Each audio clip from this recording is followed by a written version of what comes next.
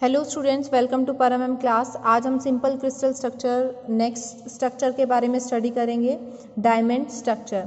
Diamond structure को समझने के लिए सबसे पहले हमें कार्बन स्ट्रक्चर को समझना पड़ेगा। कार्बन के बारे में हमें पता होना चाहिए। क्यों?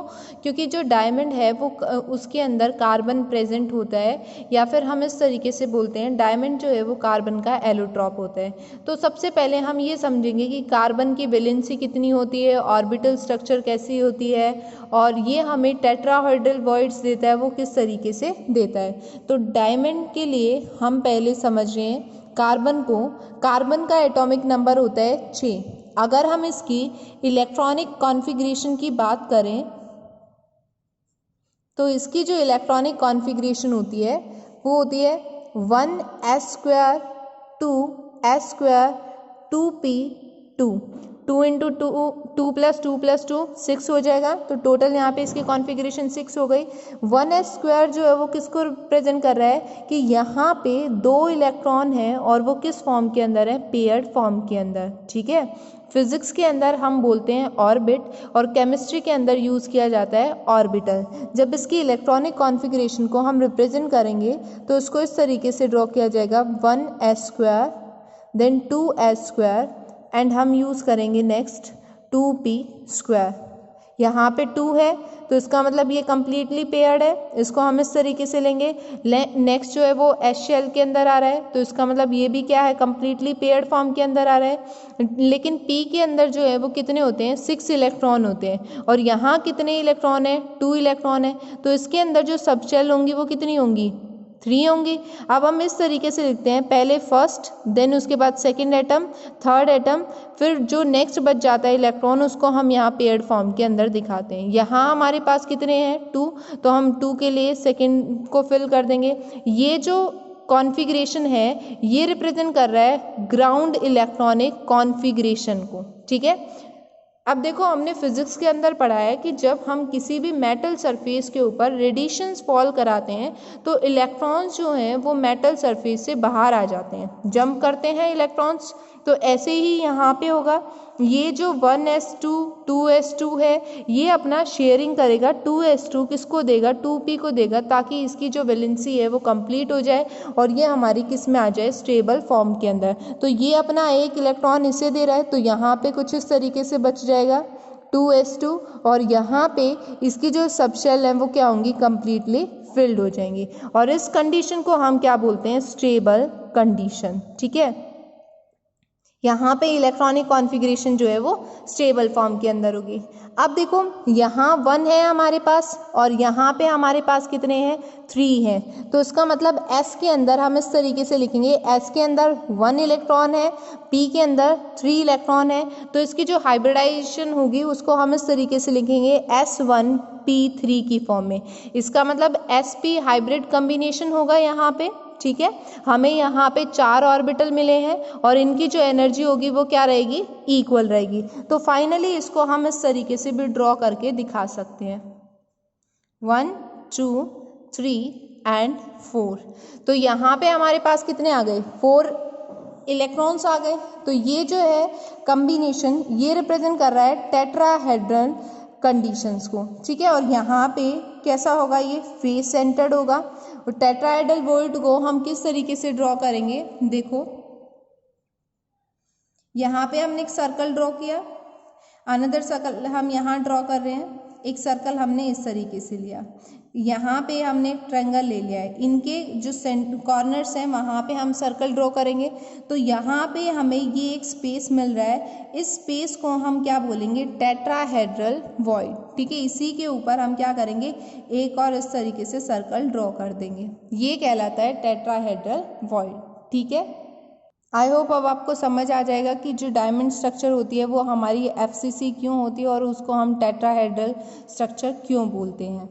अब देखो डायमंड स्ट्रक्चर के लिए हम जो एटॉमिक पोजीशन है क्यूबिक सेल के अंदर उसको रिप्रेजेंट करेंगे। तो उसको रिप्रेजेंट करने के लिए हमने क्यूबिक को कुछ इस तरीके से ड्रॉ कर लिया है इनिशियली। कॉर्नर्स के ऊपर हम यहाँ पे लेके चल रहे हैं 0, कॉर्नर्स पे 0 प्रेजेंट होगा। यहाँ इसका जो सेंटर होगा ये कंप्लीट 1 को रिप्रेजेंट कर रहा है, तो ये क्या आ जाएगा 1/2। सिमिलरली ये क्या होगा 1/2, और ये भी क्या होगा 1/2, और यहाँ पे भी क्या आ जाएगा 1/2, हाफ फॉर्म के अंदर आ रहा है। अब अगर हम इसके यहाँ पे सेंटर पे कोई एटम देखते हैं इस पोजीशन के बीच में, तो वो जो है वो रिप्रेजेंट करेगा 3/4 पोजीशन को।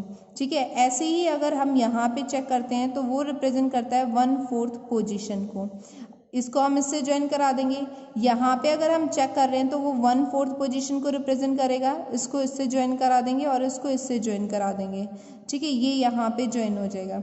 यहाँ पे 3/4 पोजीशन को वो रिप्रेजेंट करेगा, ये सेंटर वाली पोजीशन होगी, इसके ऊपर 0 होगा।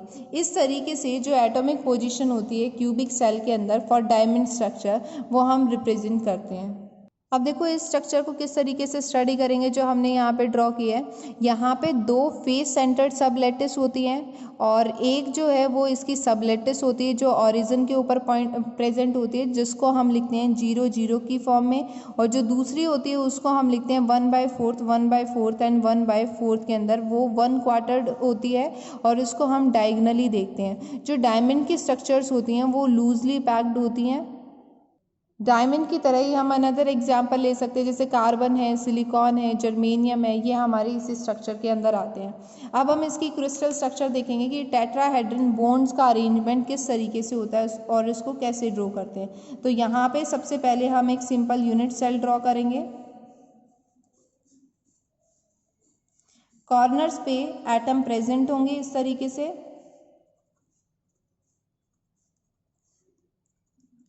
अब देखो नेक्स्ट स्टेप में हमें क्या करना है, यहाँ पे 1/4 कंडीशन देखनी है। तो 1/4 कंडीशन के लिए हम एक एटम को यहाँ पे रिप्रेजेंट करेंगे और एक को हम यहाँ पे ले रहे हैं। हमने यहाँ पे इसको इससे ज्वाइन करा दिया, एक को हम इसके फेस पे लेंगे, इसको हम इससे ज्वाइन करा रहे हैं, एक को हमने यहाँ पे रिप्रेजेंट किया है, इसको हमने इससे रिप्रेजेंट कर दिया है, और इसको हम इससे ज्वाइन करा रहे हैं। इसको हम डिनोटेशन दे देते हैं CTFTC।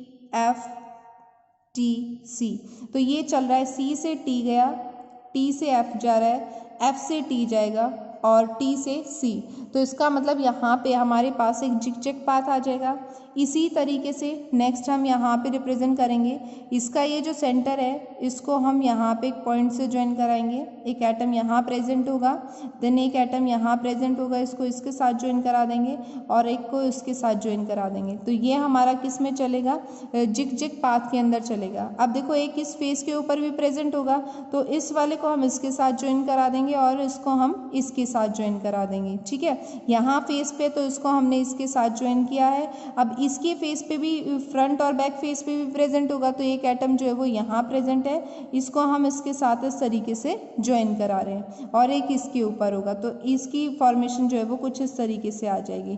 तो जो डायमंड का स्ट्रक्चर होता है वो कुछ इस तरीके से हम बनाते हैं, और इसको हम बोलते हैं टेट्राहेड्रल बॉन्ड अरेंजमेंट। देखो ये अरेंजमेंट कैसे है, इसको समझने के लिए मैं आपको एक एग्जांपल दिखा रही हूँ। इस तरीके से ऐसे ये अरेंजमेंट होगा, इनके बीच में यहाँ पे बॉन्ड फॉर्मेशन होगी, और इसको हम बोलेंगे टेट्राहेड्रन बॉन्ड्स। इस तरीके से इनकी फॉर्मेशन होती है। आई होप ये टॉपिक आपको समझ आया होगा। अगर इसमें कोई प्रॉब्लम है तो आप कमेंट बॉक्स में लिख सकते हैं। अब इसी में आगे देखो packing fraction for the diamond structure. यहाँ पे यूनिट सेल के अंदर टोटल जो नंबर ऑफ स्फीयर्स प्रेजेंट है वो कितने हैं, 8। डायगनली जब हम देख रहे हैं तो हम यहाँ पे 8R यूज़ कर लेंगे। R किसको रिप्रेजेंट कर रहा है, रेडियस को, और जो क्यूब की साइड है, साइड के लिए हम यहाँ पे ले रहे हैं A। जब आप डायगनली इसकी साइड निकालते हो तो इसकी जो साइड आएगी वो कितनी होगी, √3A। तो हम इसको इसके इक्वल रखेंगे, 8R इक्वल्स टू √3A। ए की यहाँ से वैल्यू आ जाएगी 8R/√3। ठीक है, ये हमारे पास साइड आ गई। अब हमें यहाँ पे वॉल्यूम निकालनी है क्यूब की, तो क्यूब की वॉल्यूम के लिए हम क्या करेंगे, साइड का क्यूब कर देंगे, 8R/√3 का क्यूब आ जाएगा। नेक्स्ट पैकिंग फ्रैक्शन के लिए फॉर्मूला क्या यूज़ किया जाता है, volume occupied by the atom in unit cube. Unit cube के अंदर जितनी वॉल्यूम है, अब कॉर्नर्स पे कितने एटम प्रेजेंट है, 8, और वॉल्यूम के लिए हम क्या यूज़ करेंगे, 4/3πr³। एंड अपॉन में क्या यूज़ किया जाता है, टोटल वॉल्यूम। टोटल वॉल्यूम क्या है हमारे पास, 8R/√3, और इसका क्या आ जाएगा, क्यूब। इसको सिंप्लीफाई करना है अब हमें। देखो यहाँ पे जब इसको सॉल्व करते हैं तो यहाँ आ जाएगा 8 into 4 32 pi r cube upon 3, यहाँ पे 8 का क्यूब है तो उसको 3 टाइम्स मल्टीप्लाई कर देते हैं, एंड आर क्यूब √3 जो है वो ऊपर आ जाएगा, क्यूब है तो इसको 3 टाइम्स लिख लो इस तरीके से। अब देखो 8 को 4 से, यहाँ पे 8 4 ज़ा 32 आ जाएगा, नेक्स्ट 4 2 ज़ा 8 और आर क्यूब से आर क्यूब कैंसिल हो जाएगा, √3 इंटू √3 से 3 कैंसिल, तो यहाँ हमारे पास क्या बच गया पाई √3 अपॉन, यहाँ नीचे हमारे पास वैल्यू क्या आ गई है 2 इंटू 8, तो उसको हम कैसे लिखेंगे 16। जब हम यहाँ पे पाई की वैल्यू रखते हैं और इसको सॉल्व करते हैं तो हमारे पास वैल्यू आएगी 0.34 और ये किसके इक्वल होगा 34% के इक्वल। तो इसका मतलब यहाँ पे 34% है, तो इसका मतलब जो डायमंड स्ट्रक्चर है वो लूजली पैक्ड होती है, ठीक है। वहाँ पे जो हमें एटम्स मिलते हैं सेंटर के ऊपर वो रेगुलर टेट्राहेड्रन की फॉर्म के अंदर मिलेंगे, 4 कॉर्नर्स के ऊपर मिलेंगे। Thank you for watching my video.